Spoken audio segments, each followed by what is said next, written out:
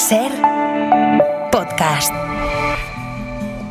We've been gone for such a long time that I'm almost afraid to go home. A long road is a long, dragged out imagination where things can go wrong, but we keep rolling on.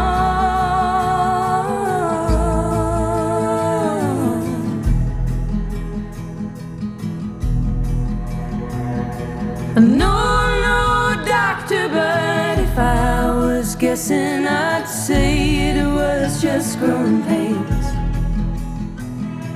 And painful as growing is, we can't forget it's hard to get to taking the reins, and we'll all be okay.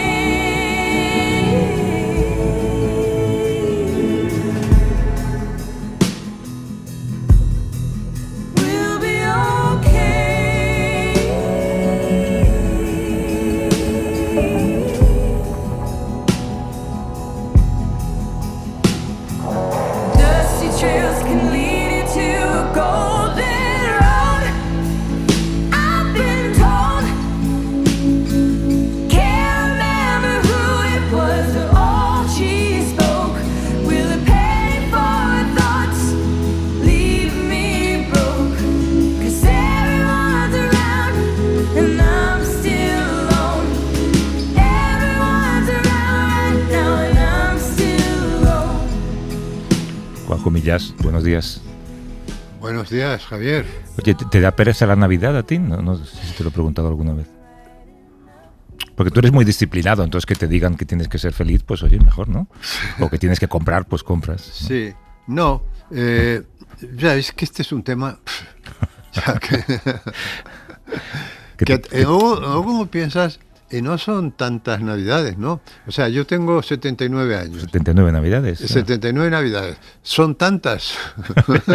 Hombre, en la historia de la humanidad no son tantas. No son tantas, ¿no? Pero la repetición... Quiero decir, ¿cuántas veces he hecho yo 79 Semanas Santas? Pero esa primera emoción de pensar, joder, ya estamos en Navidad. En agosto, básicamente, porque últimamente... No, yo empiezo a pensar en agosto. Por eso. Digo, joder, ya. Lo malo del verano es que detrás están las Navidades. Exacto. Porque además, como ya sabes que a medida que nos hacemos mayores, el tiempo dura menos. Claro, ya vuelves en septiembre de vacaciones, ¿no?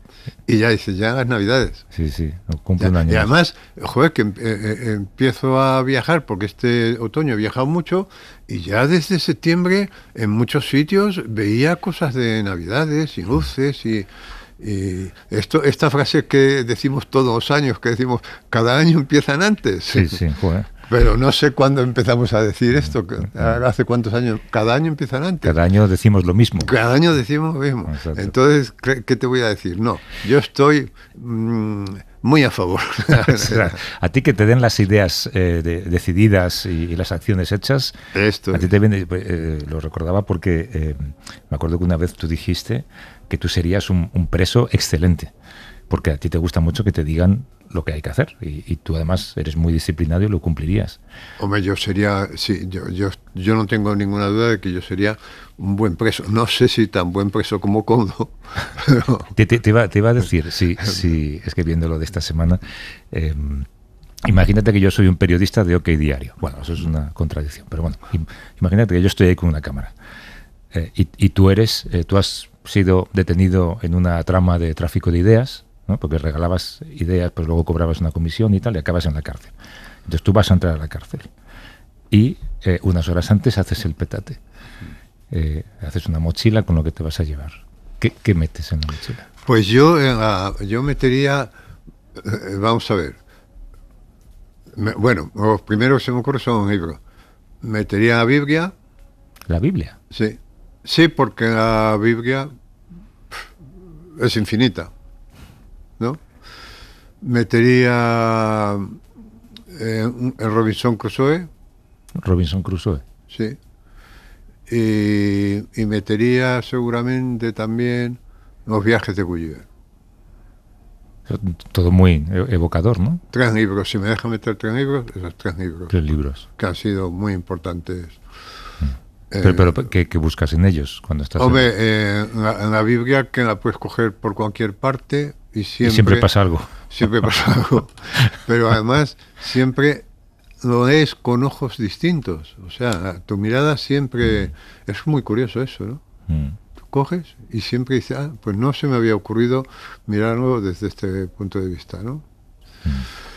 Esos 3 libros metería un aparato de radio con auriculares para los paseos por el patio. Y para no molestar a tu compañero de celda. Para no molestar y sobre todo para los paseos por el patio. Porque yo siempre que camino con esto. Bueno, metería chanda, claro. Un par de... Es que pobrecillo, te estoy imaginando en el patio de Soto del Real. Un par de mudas. En tu con tus auriculares. Las pastillas ya me las proveerían en la bueno, ahí, la metadona me la darían en la cárcel. Ahí intentarías traficar seguro. La metadona me la darían en la cárcel. Y luego me llevaría la gorra de Kondo. ¿Tú no viste que cuando OK Diario en entrevista lleva una gorra absurda que se parece a la de Ignatius Ren y se llamaba de la conjura de los necios? ¿No te acuerdas? Que es un poco también de aspecto como de la conjura de los necios. Bueno, y también el título se ajusta mucho, ¿no?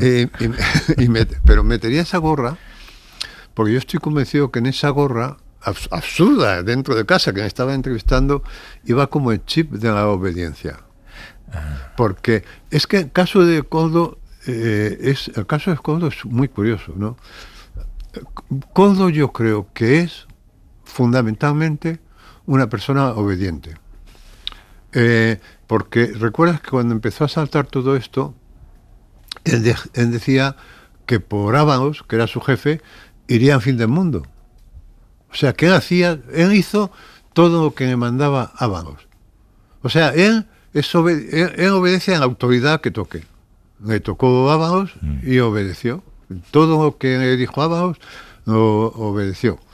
Luego es muy curioso que va a entrar en la cárcel, lo sabe, y llama era una periodista o un periodista, no recuerdo, de OK Diario, ¿no? Para que le firme, o sea, pero no es que vayan de OK Diario a preguntarle, sino que él llama, le oye, ven que te quiero contar lo que... Los zapatos con velcro, y entonces, las mudas... Entonces enseña la mochila, dice las zapatillas con velcro, porque los cordones están prohibidos, chanda sin cordón tampoco de cinturón, una muda, dice, y luego ya me dirán los funcionarios de la cárcel que son muy buenos profesionales, o sea, que entra ya a favor de obra, a favor completamente, o sea, estaba preparando una excursión a esto como que prepara una excursión con los jesuitas, o de los escolapios, ¿no? Con los escolapios, está preparando, pero dispuesto a obedecer, ya me dirán los funcionarios de prisiones que son unos excelentes profesionales, o sea, no hay ningún preso que hable bien de los funcionarios de prisiones, porque su obligación es hablar mal, ¿no? Aunque sean buenos. Como de la policía, ¿no? Claro, claro. Y entonces Koldo en esa entrevista ya no era un ser humano, era un protocolo. Era como un robot. Y yo pensé, lleva el chip de la obediencia debajo de la gorra. Bueno, pues pero tú te imaginas... Pues me pediría esa gorra a Koldo para entrar... para ser más sumiso. Hombre, para entrar con esa alegría y con esa... Y sobre todo con ese afán de obedecer, porque en la cárcel se premia mucho la obediencia, ¿no? El buen comportamiento. Sí. Dice, no, era un preso ejemplar. Y eso... Nos parece bien también a la sociedad cuando oímos, era un preso ejemplar, cuando un preso conflictivo, que no tienen que cambiar de módulo porque hay módulos de presos conflictivos. Entonces Koldo estaba lanzando un mensaje... Koldo ha nacido preso ejemplar, ¿no? Sí, estaba en esa entrevista no solicitada por nadie, con esa gorra debajo de la cual llevaba unos cables o un chip o algo, estaba mandando un mensaje al mundo, que era, no sé si... Sed buenos presos, porque todos somos presos de alguna... Aprended de mí. De alguna manera, Pero ¿no? tú te imaginas...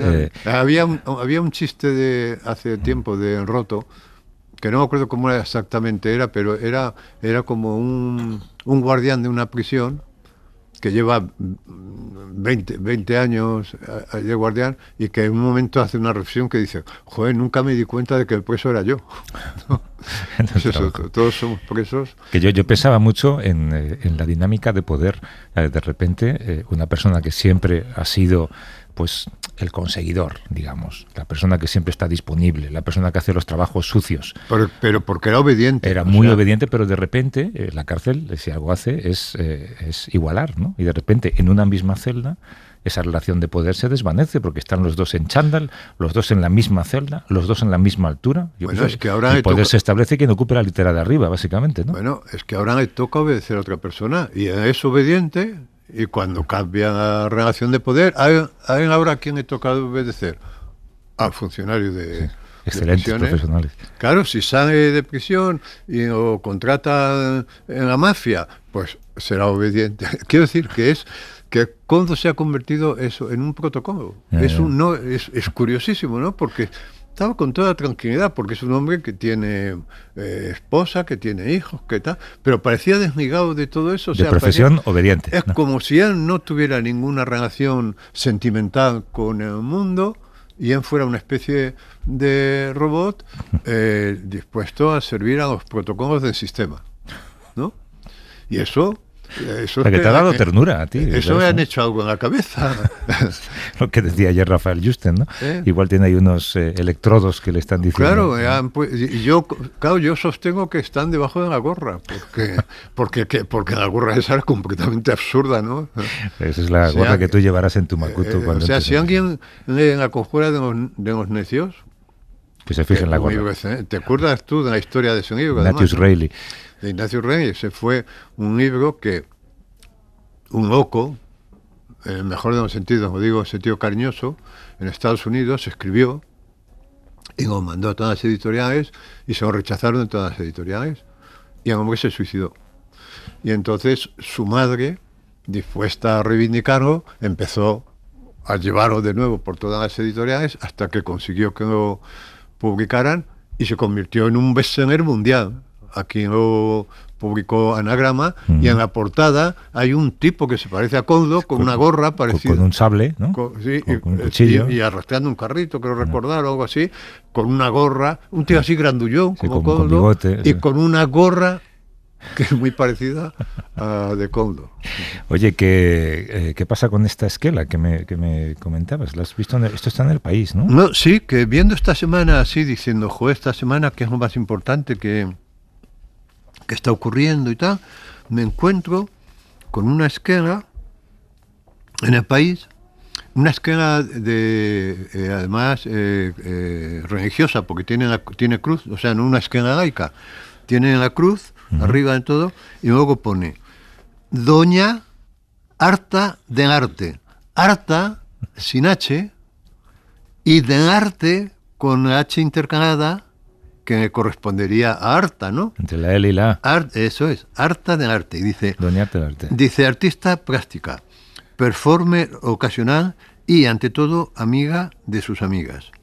Falleció en Madrid el día 19 de noviembre de 2025 a los 25 años de edad, habiendo recibido los santos sacramentos. Murió, dicen, harta, en este caso con H, aunque hay quienes prefieren sostener que murió de éxito. Su familia y amigos ruegan una oración por su alma. Y termina, descanse en paz, que ya bastante tuvo. Claro, a mí me llamó mucho la atención a Esquela, porque no sabía si era verdad. Estaba en el papel, desde luego, en las páginas de... Esto, pues sí. Mira, te digo la página del País, en la página 27 del viernes pasado. Debajo de una noticia que dice: el consistorio decide cerrar por un año la discoteca Teatro Barceló. No sé si tendrá alguna relación. Bueno, el caso es que, como Paqui es muy buena detective, le dije: oye, Paqui, mira que Esquela tan rara, ¿por qué no investigas un poco a ver que si es verdad? Y entonces Paqui investigó y descubrió que realmente Doña Harta del Arte era una especie de alter ego, de seudónimo, o no sé, de heterónimo, de una tal Sofía Brianes, que tenía 25 años de edad también, los mismos que en La Muerta, y que era un artista de Cuenca, efectivamente, que había hecho alguna cosa muy joven, alguna exposición colectiva y tal. Entonces llamó a Publicidad del País y confirmaron que sí, que Azquena había contratado una tal Sofía Briagues. Y aunque nos dijeron en El País que para publicar una esquela hay que presentar una partida de defunción o algo así, ¿no?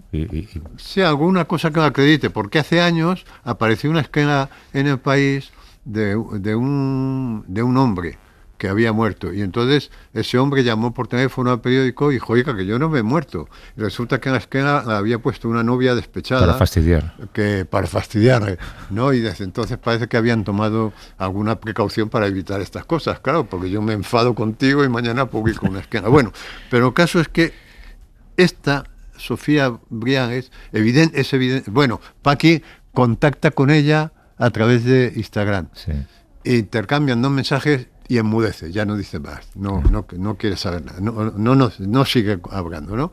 Y entonces, claro, yo digo, bueno, esto o es un mensaje secreto, o es un performance, ¿no? Una performance como la de Coldo, un mensaje a la sociedad, yo qué sé, un mensaje secreto, una performance, no sé qué, o estaba harta de su heterónimo, o su seudónimo, o lo que sea, y la mata. Pero claro, no la mata en un acto íntimo, porque lo hace público, ¿no? Yeah. Es decir, además en un periódico de enorme difusión, que es El País. Y además lo publica ella misma. Es como si tú publicaras una esquela de Juan José Millás, el escritor, ha fallecido. Pero es como si Pessoa hubiera publicado la muerte de uno de sus numerosos heterónimos, o Clarín, Leopoldo Alas, el autor de La Regenta, hubiera puesto una esquela, ha muerto Clarín, claro, que es con el seudónimo, o Azorín, hubiera, en fin, o tantos, o sea, como si alguien que tiene un seudónimo o un heterónimo, un alter ego, vete a saber, porque se desprende de él, pero se desprende de él públicamente, quiero decir, además me da una muerte católica, porque dice que ha recibido los santos sacramentos, no es laico, lo cual también es raro en una persona de 25 años.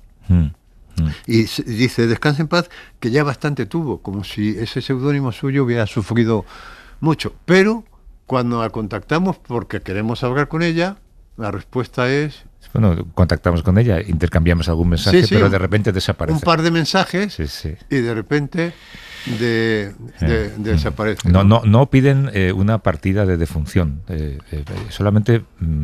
no exigen nada para publicar una esquela, pero sí que la revisan por si el texto es sospechoso. Y en este caso, pues por lo que sea, no les pareció sospechoso. Esto se publicó el viernes. Igual lo mandas el viernes a última hora y la gente se quiere ir a casa, ¿no? Claro, a mí me llamó mucho la atención. Yo digo, me va a preguntar Javier cuáles han sido los acontecimientos más importantes de la semana. Y es este. Para ti es este. Doña Harta de Arte y lo de Coldo.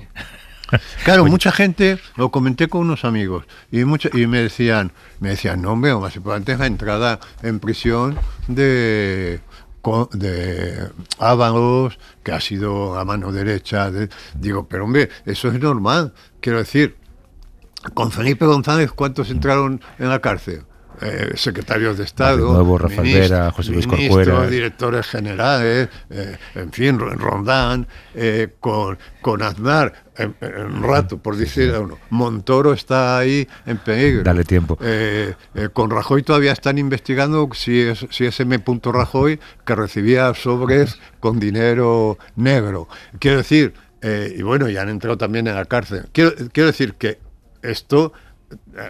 La gente se extraña, pero esto es lo que viene sucediendo en España desde Felipe González, ¿no? Que acaba la legislatura o en medio de la legislatura entra una remesa de ministros o de directores generales. Esto es normal. Lo que no es normal es lo de Coldo con la gorra o de Doña Harta de Arte.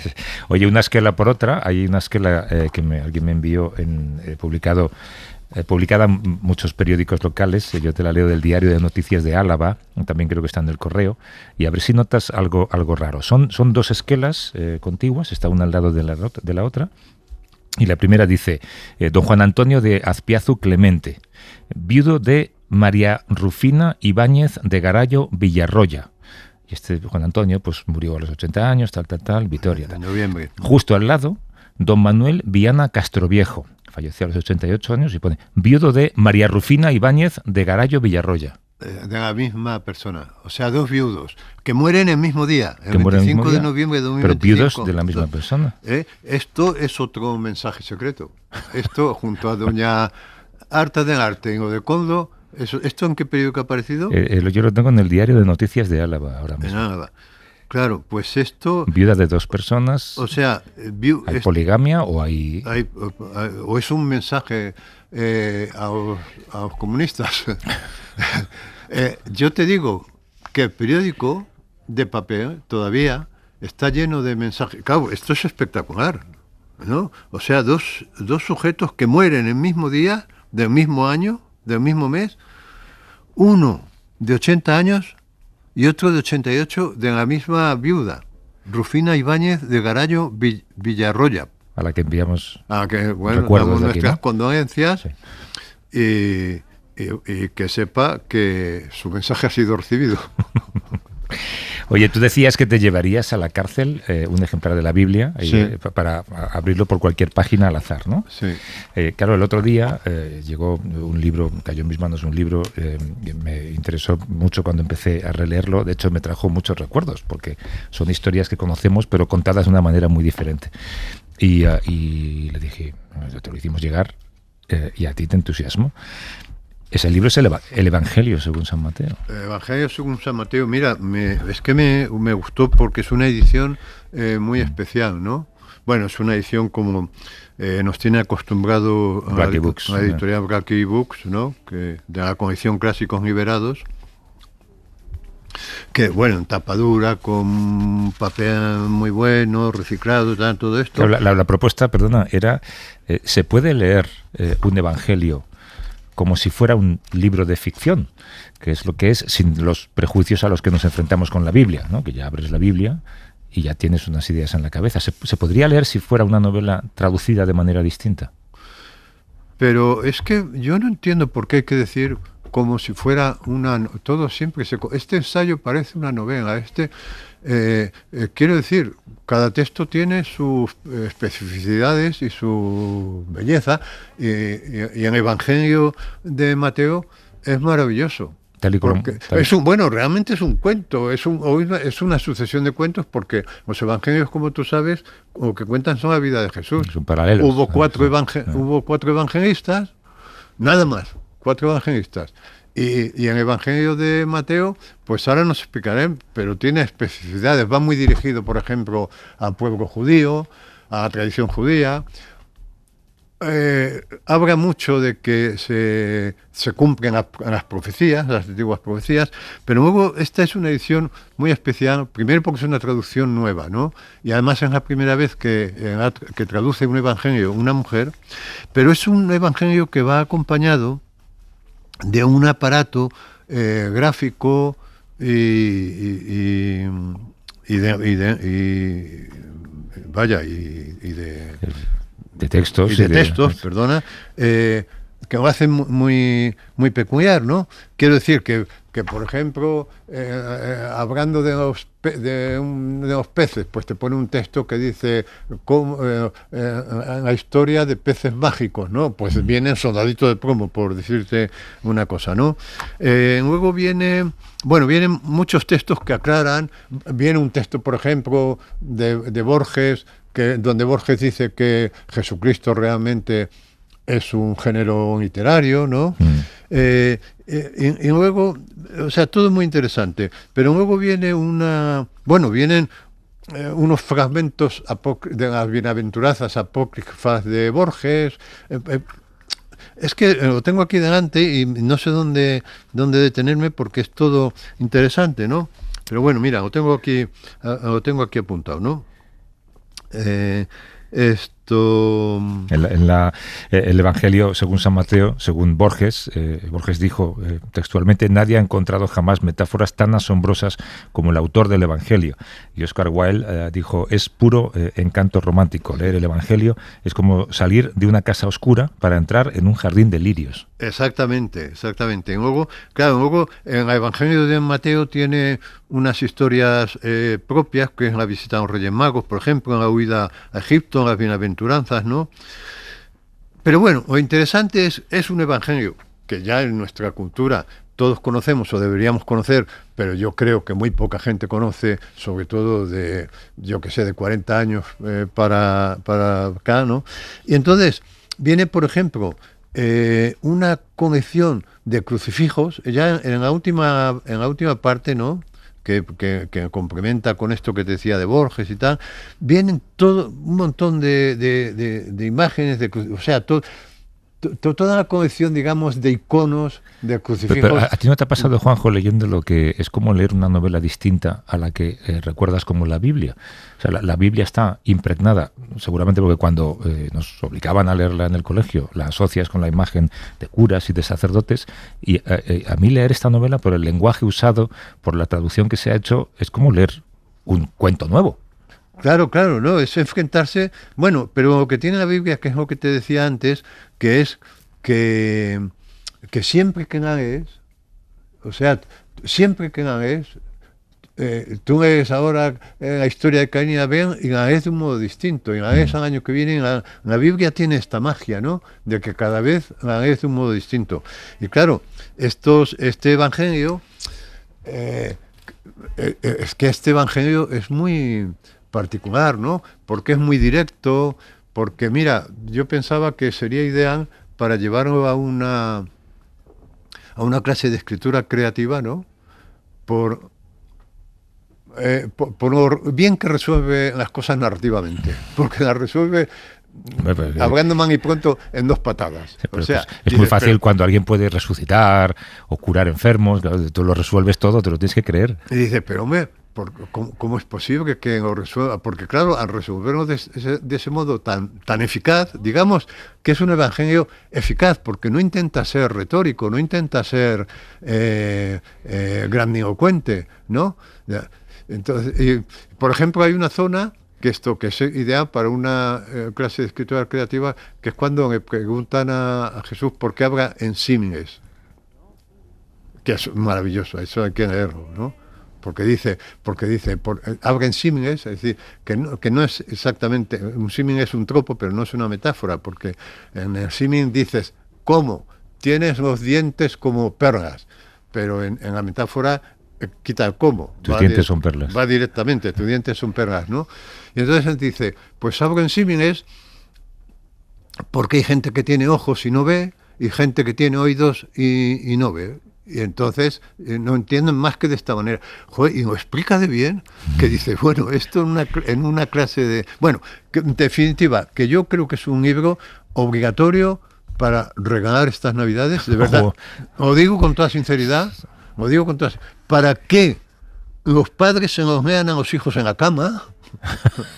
A los hijos ya mayores, a los hijos de 25 años. ¿Eh? ¿Tú crees que ofendería a los más creyentes? Porque tiene un lenguaje moderno, distinto. Bueno, es curioso esto, ahora nos lo dirá la traductora, ¿no? Pero conservando cierto tono arcaísmo, de repente aparecen expresiones muy nuestras, como el idioma los morros, calma chicha. Calma chicha, o sea, expresiones muy de hoy, que para los que tenemos una lectura, digamos, más retórica, nos choca, pero dice, bueno, pero está bien, está bien, encaja, porque además seguramente tiene sentido esta traducción, ¿no? Roser Omar es doctora en Filología Clásicas, profesora en la Universidad de Barcelona, especialista en novela griega antigua. Ha sido la única mujer en 500 años que ha traducido un evangelio. ¿Cómo estás, Roser? Buenos días. Buenos días. En 500 años. Jordi Martí es el editor de clásicos liberados, como este Evangelio liberado de Mateo, de la editorial Blackie Books. ¿Qué tal, Jordi? ¿Cómo estás? Muy bien, buenos días. El liberado es una buena manera de decirlo, ¿no? Es que como le habéis quitado todos los prejuicios que tenemos al enfrentarnos a un texto así. Bueno, intentamos liberar los clásicos, pero también liberarnos a nosotros mismos. los clásicos infunden tal respeto que uno piensa, no voy a ser capaz de leerlo. Yeah. Cuando se enfrenta a una edición convencional llena de notas, casi siempre fea, etcétera, el miedo se convierte en pánico. En pánico, sí. Entonces uno dice, bueno, vamos a liberarlos. Eso es un texto que yo, no sabiendo nada, tengo el mismo derecho que el más sabio de leerlo y disfrutarlo, ¿no? A la traductora, y ahora nos dirá ella su versión, ¿le diste alguna indicación de qué lenguaje podía usar? Sí, que dijera lo mismo que el original. Lo mismo que el original, claro, adaptado a nuestros días. Bueno, en español, claro, en griego antiguo, pero es una traducción como se habría traducido. Pero no sé, cuando recibiste un texto con calma chicha, dijiste esto... Cuando recibí un texto con calma chicha y cuando recibí un texto donde a cada rato usa la expresión mira. Eso es maravilloso. Eso es una maravilla. Eso es maravilloso. Entonces me di cuenta de lo importante que era hacer esta edición, porque como es de distinta y cómo se nos ha ocultado. No sé dónde leí que el mundo se divide en dos: los que no han leído nunca el Evangelio ni piensan leerlo, y los que no lo han leído nunca porque solo lo han escuchado a trocitos. Y con tal reverencia en la misa se santiguan antes y dicen palabra de Dios, que eso les incapacita para percibir la belleza estética del texto. Mira, por ejemplo, que aquí estoy recordando tengo anotado una cosa que me llamó la atención. Dice, Señor, compadécete de mi hijo, porque es un lunático, alguien que va a pedirle a Dios que cura a su hijo, ¿no? A Cristo que cura a su hijo, ¿no? Y dices... Claro, el término lunático, que está muy bien empleado, pero seguramente en una traducción más convencional habrían dicho, pues no sé qué, otra cosa, ¿no? O por ejemplo dice, cerréis el reino de los cielos en los morros de la gente. Es una lección arriesgada, ¿eh? Es atrevida. Roser, ¿cómo estás? Tú eres la protagonista aquí. ¿Era la primera vez que te enfrentabas a este texto? ¿Lo habías leído ya en original? Pues justamente cuando me propusieron hacer esta traducción, yo les dije que en griego todo entero, o incluso los 4 evangelios, no lo había leído, y que yo venía de traducir precisamente textos griegos de los siglos I al IV después de Cristo, prosa. Y justamente cuando me enfrenté a este texto, fui muy consciente de que no se parece en nada el estilo a lo que es la prosa griega de estos siglos, en que es muy retórica, que coincido con todas las descripciones que habéis hecho, porque no coincide con todo el estilo, ¿no?, de esta prosa de los siglos I al IV después de Cristo. Es una prosa muy literaria, muy retórica, en que los autores griegos demuestran pues que han tenido una muy buena educación y que conocen toda su tradición literaria anterior. Y aquí hay un texto que es muy sencillo, muy económico en cuanto al lenguaje y muy eficaz y muy directo. Se corresponde mucho con lo que tú decidiste, desde el principio decidiste adaptarlo al lenguaje de nuestros días. Porque cuando yo vi que precisamente era tan directo, tan sencillo, ¿no?, tan económico, pensé que no quería modificar el estilo. Yo no quería presentar un estilo de traducción que fuese más literario, más retórico, porque pensaba que es bonito aceptar, ¿no?, como es el original en el estilo, e intentar de alguna forma trasladarlo pues a la lengua de nuestros días. Claro, porque en la tentación te enfrentas a un texto sagrado y dices, no, esto es demasiado, en la tentación a lo mejor, esto es demasiado pobre. Yo no lo creo, ¿no? Yo creo que esa economía narrativa es de una eficacia... intencionada, ¿no? O sea, es que son disparos, ¿no? Es que despachan la crucifixión en 2 patadas, ¿no? Y a lo mejor un literato se habría puesto ahí, habría hecho algo retórico insoportable, ¿no? O, por ejemplo, cuando explica que habla en símiles y explica cómo sembrar cizaña, que por cierto, muchas expresiones de este Evangelio de Mateo las usamos hoy, o de sembrar cizaña, que consistía en ir donde tu enemigo estaba sembrando unos cereales y sembrar malas hierbas ahí para que se las comieran, ¿no? Y entonces de ahí viene. Y sin embargo, has tenido el acierto de no caer en la tentación de decir, voy a mejorarlo, ¿no?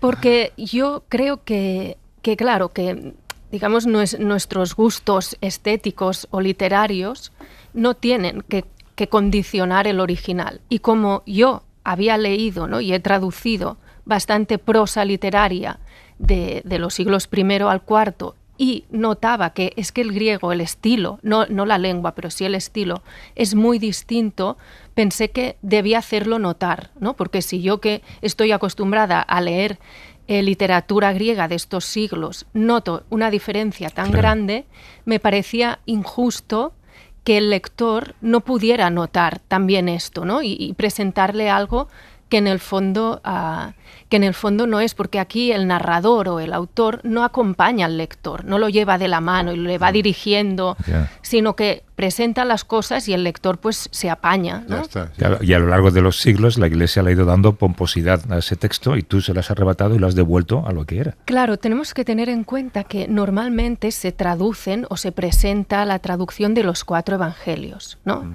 Y yo creo que para dar como coherencia, ¿no?, a los 4, pues, y como hay pasajes que se repiten en estos distintos evangelios, quizás hay la tendencia de intentar unificar el estilo de estos 4 evangelios, cuando en realidad son estilos muy distintos. Claro. Y descubres algunas cosas, y aquí ya entramos de lleno en el meollo, pero claro, era así, el original era así. Por ejemplo, Jesucristo era un poco borde. Bueno, aquí es verdad que se presentan las cosas como son, ¿no? Y si está enfadado, pues está enfadado y va a ser borde, ¿no? Y si tiene que decir las cosas directamente, las dice. Pero también hay momentos en los que es muy tierno, ¿no? Cuando habla de los niños, ¿no? Y creo que hay como... se presenta sin excusas. Pues cuando es borde, y también cuando es tierno, es muy tierno. Pero claro, es todo tan sencillo que quizás, ¿no?, la expresión de sus enfados suena más fuerte, ¿no?, o nos impacta más que quizás la ternura, ¿no? Pero claro, precisamente lo impresionante del documento es que no se anda con tonterías, pero si va un ciego y le dice que quiere ver, pues dice, pues nada, ve. O sea, quiero decir que es muy tierno efectivamente con los necesitados, pero no se anda con tonterías con quienes le rodean. Oye, esto es así y ya está. Y es un Cristo poco amable, pero de una eficacia enorme, ¿no? Bueno, también algunas cosas no le salen tan bien, me fascina. Bueno, los milagros sí. Bueno, algunos de casualidad, parece. O sea, no se hunde cuando anda sobre las aguas, no se hunde. Es un milagro maravilloso porque es como absurdo, ¿no? Podría haber volado o teletransportarse o hacer algo más notorio. Camina sobre el agua, es algo que pienso que qué utilidad tan rara, ¿no? Porque es un milagro que creo que en la literatura el prodigio, esto no se ha repetido nunca, mientras que de superhéroes voladores. Pero quería hablar de cuando cura a 2 endemoniados en Gadara y manda a los demonios que se dirijan a una piara de cerdos que pasa por allí. Y los cerdos endemoniados inmediatamente se suicidan y se echan al mar y mueren, claro. Y entonces los habitantes de la zona van a Jesús y le dicen, oye, por favor, tus prodigios los puedes hacer en otra parte, porque no es como decir, bueno, me ha salido no bien del todo, ¿no? Porque pero tú fíjate, en 4 o 5 minutos que llevamos hablando, ya han salido 3 historias o 4, ¿no? Cuando hacen los cerdos, que es maravilloso, ¿no? Porque está lleno de historias. Y hablando de milagros, cuando cura a un leproso, dice, ojo con decírselo a nadie. Sí. Es un poquito carcelario también. Esto es muy curioso, porque además se lo dice también a los ciegos, y es como decir, hombre, si sabes curar la lepra, pues haz el favor, ponlo en práctica. No es como si alguien se inventara la vacuna de la COVID y dijera, no, solo para mí y nadie más. Oye, y tú como editor, a mí hay una cosa en el Evangelio que en la muerte de Cristo que siempre me pone los pelos de punta, ¿no? Y es cuando ya, en fin, está al borde de la muerte y dice, Señor, Señor, ¿por qué me has abandonado? ¿No? Eso es espeluznante. Es un momento de soledad, de abandono del padre, ¿no? Bueno, quizás es un momento que te hace pensar que a lo mejor él no estaba del todo convencido de la historia que a ver si no eran hijos de Dios. A ver si estos milagros han sido un efecto óptico, ¿no? Bueno, Tolstoy intentó una traducción de todos los evangelios juntos y decía que Jesús decía ser hijo de Dios porque era hijo de padre desconocido. Y entonces, en muchas... Ya sabes que en el testamento de María, del autor este irlandés, Sí. que nunca me acuerdo, Colin Toynbee. Toynbee, lo que mantiene este autor es que Cristo era un psicótico y que su madre no sabía, que era la única que no sabía. Y que cuando decía, ay Dios mío, ahora va a convertir el agua en vino y todos estos idiotas se lo van a creer. Y tal. Otra cosa que has hecho, y además es muy de agradecer, o sea, no solamente lo has devuelto a un lenguaje que es el que ahora conocemos y ahora utilizamos, sino que le has quitado palabras que ya de alguna manera conformaban el texto como demasiado religioso. Por ejemplo, la palabra bienaventurados. Yo escucho bienaventurados y ya inmediatamente me teletransporto a una iglesia y huelo a incienso. Bienaventurados no figura en este evangelio, figura felices. Sí, porque el término en griego... Claro, una cosa que quería explicar es que este texto, igual que los clásicos, se ha interpretado pues, de todas las maneras posibles, ¿no? Y que justamente es lo que permiten los textos clásicos, ¿no? Que cada persona que lea esa obra, pues descubra, ¿no? O se descubra también, ¿no? Leyendo esto.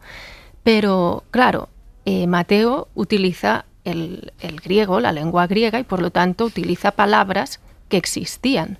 Y Makarios es un adjetivo que define a una persona o a un estado de felicidad. Es decir, hay una expresión en griego que dice: la vida entera de los dioses es Makarios, es feliz, ¿no? Y creo que esta expresión nosotros entendemos muy bien qué quiere decir el estado de felicidad, ¿no? Encontrarse en un estado de felicidad o ser feliz.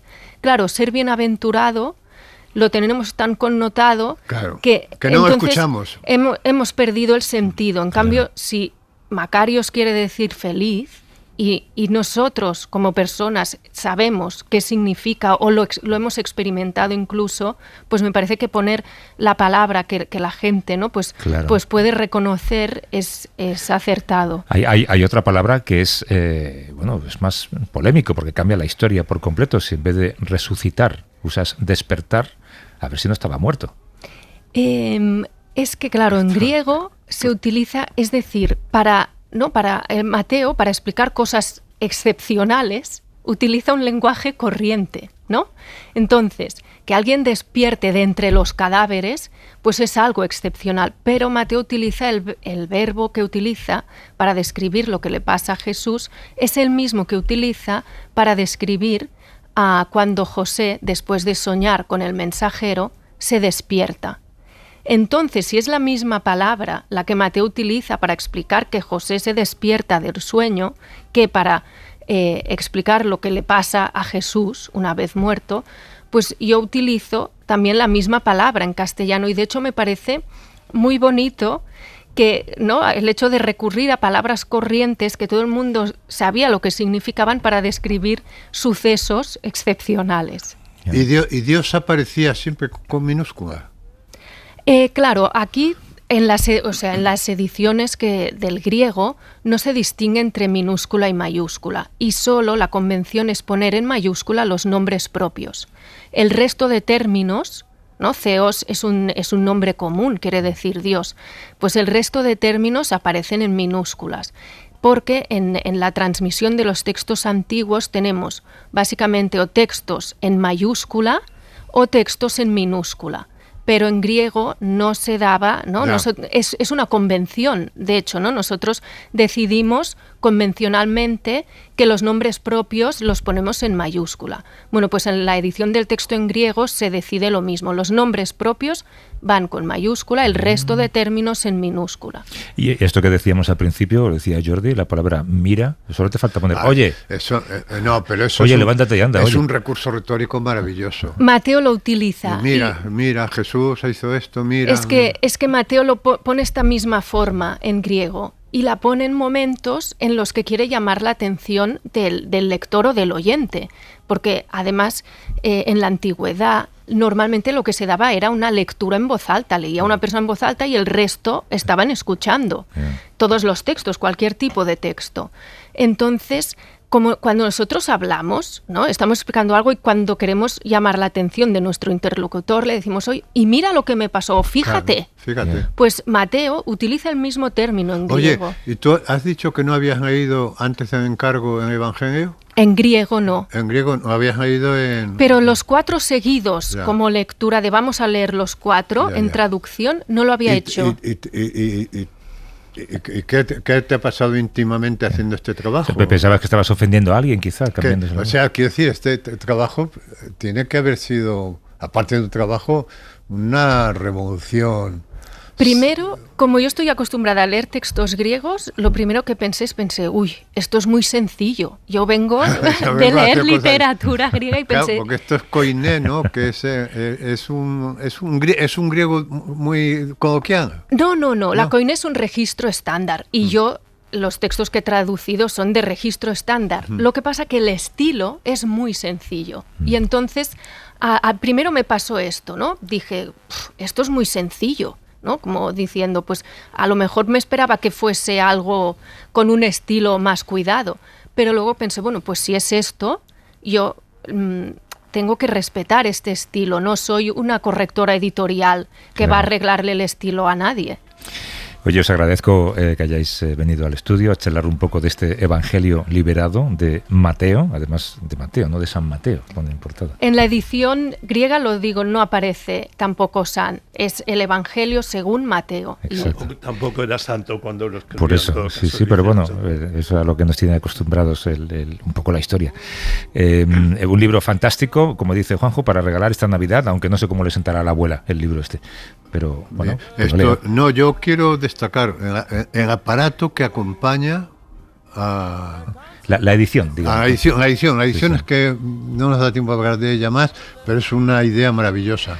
En cualquier caso, perdón, es un libro que no pretende ofender a nadie. El hecho es que el 17 de diciembre lo presentamos en la Facultad de Teología en Barcelona, es decir, que no es poca cosa. No es anti nada. Roser Omar y a Jordi Martí, traductora y editor de este Evangelio liberado de Mateo, publicado por Blackie Books. Gracias por venir, un abrazo. muchas Un abrazo a gracias. vosotros. Y a Juanjo Millas, no hace falta que prepares petate, no te preocupes. Venga, hasta No luego. sé.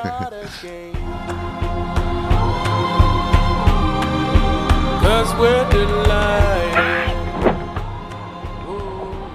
¿Quiénes sois? Somos 3 reyes magos. ¿Qué? Que somos 3 reyes magos. ¿Y os metéis en un establo a las 2 de la mañana? Pues vaya una mierda de magia. Somos astrólogos. Venimos de Oriente. Y encima con coñas. Queremos adorar al niño. Queremos postrarnos ante él. ¿Postraros? ¡Estáis borrachos! ¡Qué vergüenza! ¡Fuera! ¡Vamos, fuera, fuera! Venidme a mí con cuentos chinos. ¡Venga, fuera, fuera! No, tenemos que adorarle. ¡Adorar a otra parte, leche! Nos ha guiado una estrella. ¡Os ha guiado una botella! ¡Venga, fuera! No, tenemos que verle, le traemos Fuera. regalos. Oro, incienso y mirra. Haberlo dicho antes, está ahí. Con que ustedes son astrólogos. ¿Y él qué es? ¿Qué signo es él? Capricornio. Capricornio. ¿Y cómo son los Capricornios? Es el hijo de Dios, el Mesías. El rey de los judíos. ¿Por qué es Capricornio? No, porque es él. Oh, claro, porque si no habría muchos. ¿Cómo se va a llamar el niño? Brian. Te adoramos, oh Brian, Señor de todos nosotros. Te alabamos, Brian, y al Señor nuestro Padre. Amén. ¿Hacen esto muy a menudo? ¿El qué? Sí, ir alabando por ahí. No.